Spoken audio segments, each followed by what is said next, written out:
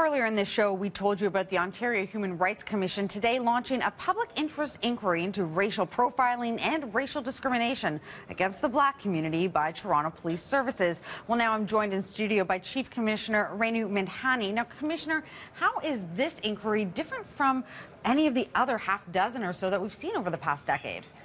So why this inquiry is different is we're actually seeking quantitative data, so statistical information about very specific police interactions with civilians. So everything from stop and question, traffic offenses, charging under things like simple drug possession, as well as bail and remand, to really understand which particular interactions raise issues of disparity and maybe which ones don't. Well, you just said it there, that do raise issues of disparity, and we've heard you speak in the past saying that, you know, there is racism within the police services. Have you already made your conclusion? Because that's one of the claims that are being made by people such as the Toronto Police Services Association.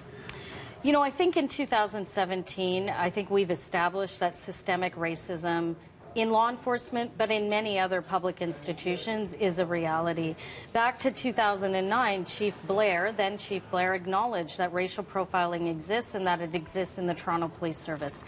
So I think what this inquiry about isn't establishing whether racial profiling exists or not, but actually isolating the types of interactions where this issue may arise, so that we get beyond actually a debate about racism and whether police are racist or not, and really actually look at the quantitative data to isolate the kinds of interactions that have been of concern to community, and which, quite honestly, courts and tribunals over the last 10 years have found multiple instances of racial profiling and racial discrimination.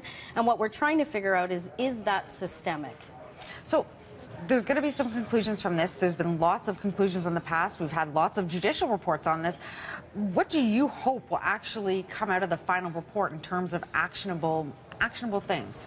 So right now there's a lot of focus on training and general anti-racism policies, and what we hope would come out of this inquiry is isolating the very specific interactions that are of concern, so that we can actually get to an operational response, so that we see, for example, performance measures and accountability through the supervision of officers, and also that we see operational policies that aim to limit any discretion that might be resulting in racial disparity.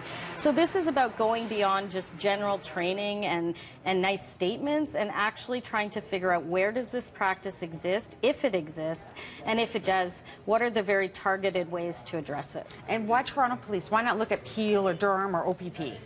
Yeah, good question. We have done actually previously quite a bit of work, for example, with the Ottawa Police Service, with the Thunder Bay Police Service.